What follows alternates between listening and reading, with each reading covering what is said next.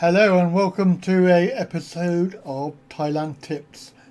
I have a favourite TV programme called 90 Day Fiance, and it's all about Americans going to Thailand and various other foreign countries and trying to bring back a foreign bride under their K1 system, a K1 visa, which allows them 90 days back in the country to decide whether they're going to get married or not, and then if not, then the lady has to return. Today we're going to discuss some red flags. If you follow these guidelines, then you will find that your lady is actually genuinely there for you rather than for what we would class as being money orientated.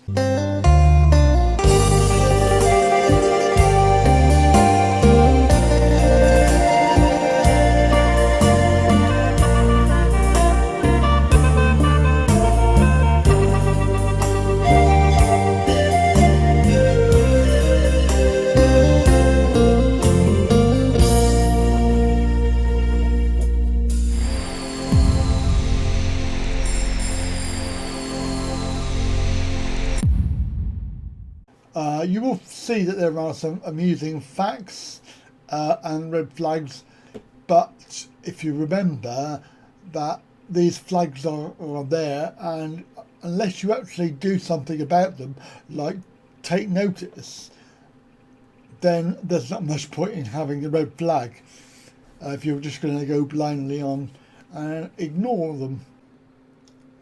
For some people, a large age gap is acceptable. In modern society, it's seen as something that's unusual and not to the norm, as it were.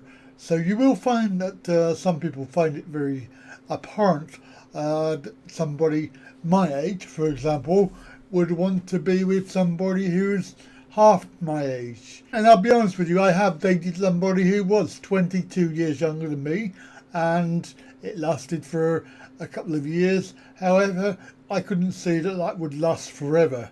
So generally, large age gaps are seen in society as being a no-no, although culturally there's a lot of evidence to show that some societies, they do have this acceptance of big age gaps.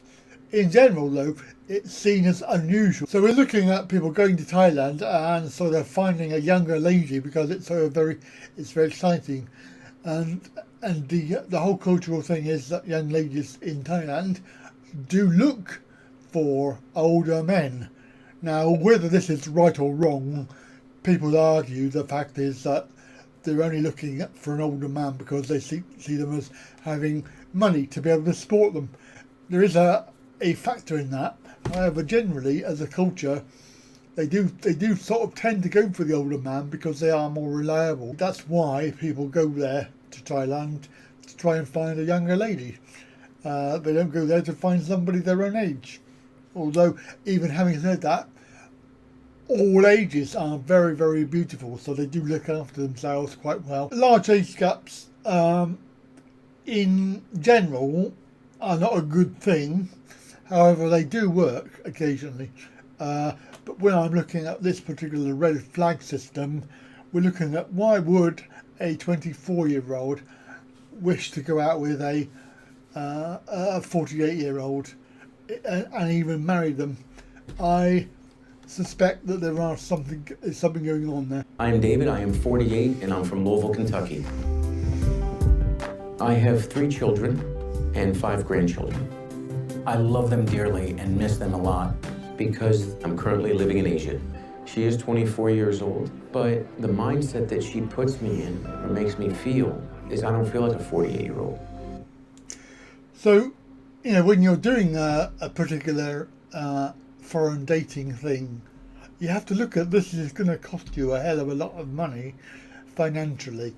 Now, if you're not in a position to justify spending that sort of money, then I would recommend that this is a red flag.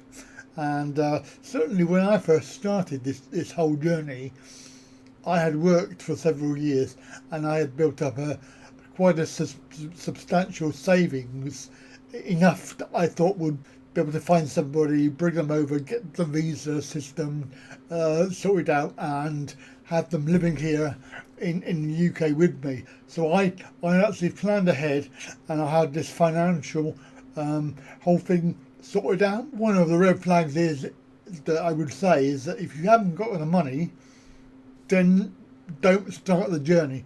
A little over 3 years ago, I was 350 pounds. I had just gotten a divorce of my wife of 21 years. I had lost my job. I had lost my house, my cars. I was absolutely destitute. And then finally, probably from all the stress, I had a stroke. My life was in a place that I don't wish on my worst enemy. I'm extremely stressed and worried because the mounting costs of marrying a Thai woman is beyond my expectations, and I'm running short. I need to know how much for the dowry, not what they're wanting, but what they're okay with now. So what you can do now? 50,000 baht right now. If them say no, maybe our relationship is broke up. There was two things there. One was he's broke already and he hasn't even got married yet. And two, he's on about sinsod, which I'll discuss later on. However, her attitude towards it is something of a red flag, which I'll talk about later on. But the whole thing is that she's actually, people go there and they fall in love with bar girls. Bar girls, you have to remember, is a term. They are working in a bar. They are there to make money. That is their entire life. In fact, girls go to work in the tourist areas because they know that they can make lots of money. People have done lots of videos about bar girls and how to avoid them, because really, if you're looking at long-term relationships, you don't need to go for a bar girl. There are plenty of other decent people who are not going to rip you off. So a red flag for me is that they are a bar girl. How I first met Annie was I was sitting in a bar having a drink one evening, and I happened to hear someone singing, and it was like this voice of an angel. I offered to buy her a drink, and we started talking, and we went out from there. Yes, I bet you did. You have to look at your motivations. Is it because you're in love with them, or is it because of lust? And when you go to somewhere like this, you go to Thailand, one of the red flags is to be aware that is it lust, because it will be. These are very beautiful girls, and they dress in provocative clothing. They give you attention, and they allegedly want to be with you until the money runs out. You as a tourist are there for maybe 2 weeks, and then you go home. They will move on to somebody else. Our personalities complement each other, I think, because we're very playful. I don't know, maybe it's because I'm in love, I'm happy, I feel young. Yeah, you're rushing into it, mate. There's no way that you can make a decision like that in a week, and you don't know anything about her. And there's no way that she'll be in love with you, because she works in a bar, she meets a person in a bar, all she's going to be interested in is seeing how much money she can get from you. So a big red flag for me is when somebody says, "Oh, I'm in love, we're going to get married next week." It's like, there's no way that you can be in love that quickly and know that you want to marry somebody that quickly. After dating for a week or two, I proposed to Annie. And of course she said yes. Of course she did. We are planning on moving back to America together. And you have to look at what her motivation is for all of this, and you'll find that probably it's financial in entirety. When you're looking at the what we said so far with all of these red flags, her motivation for being with you up until the very end will be how much money can she get from you for the family. And remember, it's not about for herself mainly, but it's mainly for the family and seeing how they can survive, because as you'll see later, her family is very poor. Annie, I'm 24 years old. I'm from Thailand. I come from very, very poor village. I go to Bangkok. Maybe I can find some job. Maybe I can find new life. And that's why I made David. I love talking with him. I feel very comfortable with him. I mean, he's good, I think. Make me happy. Yes, he makes you happy because you think how much money he's going to get. Because A, he's American, and B, they think that all foreigners have lots of money. So we're going to look at another big red flag for me, which is body language. And in this clip, you'll see that she doesn't sit very near to him. There's no sort of touchy-feely sort of holding hands. And this is a common theme throughout. And as the programmes, the episodes go through, because this is only one episode of many, you'll see that they start off in the beginning, obviously, touchy-feely, and then towards the end, it's very much they're sitting apart. For me, body language says to me that she's not really that interested. She is there for a reason, but it isn't to have a relationship. Today, I'm going to take Annie on a long-tail boat ride. Wow, I love this view. I know, so beautiful.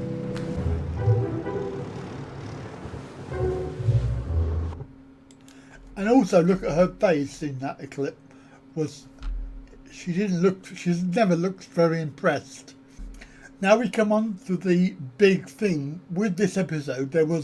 I haven't got the clips, but there was two other things to do with the diary. One is that the family want 3 million baht, which is the dowry, and they also want some water buffalo. Well, if you've done your research, you'll know that the water buffalo thing is a sort of a bit of a joke, a bit of a misnomer, and quite commonly is a take as far as women in Thailand. They come out with the phrases of, "Oh, my water buffalo is sick, needs some money because I need to pay the vet bill." So the water buffalo obviously is very important in society because they use it for farming. However, in this case, they actually wanted water buffalo. Sinsod basically is a dowry. It can be. I know that some people that I know who have refused to pay it, and they say that they're not going to go down that route, and they've got away with it. And other people that I know of have paid it, and then the family have given it back to the couple because it's about show. It's about showing your friends and family that you are worth something, and that the new husband is going to support their wife. It's a traditional thing that in society these days is 50-50 whether you go down that route. Now, if you're going to do it, then obviously you need to find out how much it's going to be. 3 million baht is a piss take, to be honest with you, because it depends on her education, it depends on her lifestyle, it depends on her family, and to be fair, 3 million is on the excessive side, and another red flag for me. Significant part of the engagement because you can show people that your husband can provide for you.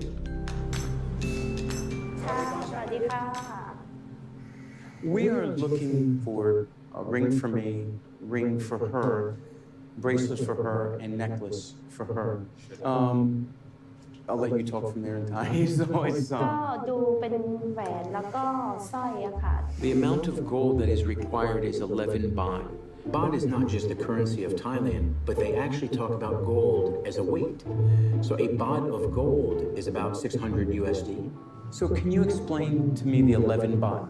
The symbol's number is like a 1 and 1. 1 representing you and her. So you are a pair. So and you are together. This has been overwhelming for me. Such a cultural difference. Yeah, cultural different. So how much is 11 baht again? 6,800 US Wow. dollars. That's a lot. One me, one him. So if him can give me 11 baht, it's so perfect. How do you feel if we start a little bit smaller now? Maybe a couple baht, and then we build more and more till we get to 11 baht. Are you okay with that? She's got no choice. Look at her face. You sure? No, she's I not. understand. You promise? I just hope my parents is okay with Me that. too. Me Okay? too. Yeah. Yes. Okay.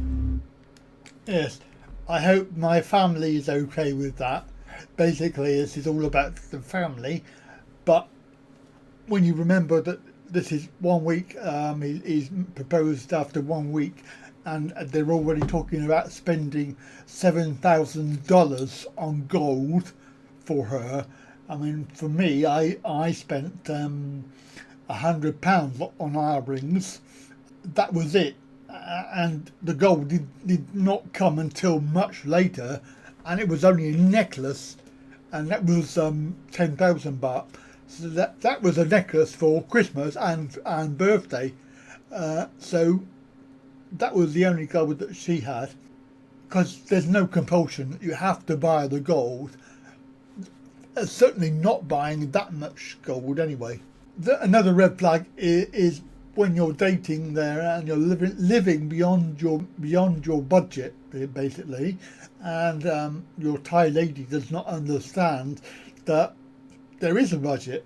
Because I mean, the problem is that they think that there is a money tree in the back garden, you know, and all foreigners are rich. And when you tell them that you have no money, they don't believe you. They just think that you're lying. Certainly a bigger red flag. The problem is even that amount I have but I don't have. Especially after the divorce and the loss of my job, I had hit absolute rock bottom. So is robbing Peter to pay Paul, who's robbing Peter again? Yeah, and of course the whole thing comes into the Thai logic, the lady logic in the way that they think. And you can see by her face that she wasn't very impressed with being told that I can't give you that. So $7,000 worth of gold, and I'll give you a little bit now. Is that all right? Well, clearly it wasn't okay because of her face, and you could tell by her body language that she wasn't at all happy with it. But the Thai lady logic, you'll see, is if I don't get it, then goodbye. And for me, that's a red flag. Certainly, the whole thing is that I would actually be walking very, very quickly away from this relationship as soon as the first time I heard this. You seem upset. Yeah, because I just don't understand why you're 48 but you still don't have anything. I had a big home and I had cars and all that. That's what can happen in a divorce. That's before, not now. You have to think now. You have to think about future. Absolutely. You don't have to talk about your past. I don't want to hear anything. But you asked me, why don't you have? Well, I'm explaining to you why I don't have. And they're not interested in explanations of what you had before and why, and they cannot understand. And this is the Thai lady logic that you need to be aware of. But also, the other big thing here is knowing when to walk away from the whole situation, because I think that when we get to this position where they don't believe what you say, and if you can tell your lady that you don't have any money left and they don't believe you, they think that you've got a money tree somewhere, then it's time to consider that you should walk away. And a big red flag for me now. If you don't take care of me, then just say bye. Bye. He told me economic down and bank take everything, but really? You don't have any safety money or emergency money. I'm also worried about money with me. Yeah. I don't know how much he have. So what you can do now? 50,000 baht right now. If them say no, maybe our relationship is broke up. Yeah, exactly. And that for me is a big no-no. And I would say thank you very much. Let's go, because you ain't going to get very far with this relationship. And to be honest with you, with all the red flags that we've seen so far, this relationship is going nowhere. Right, well, there we go. That's Thailand Tips. Hope you enjoyed it, and hope that you will take notice of these red flags.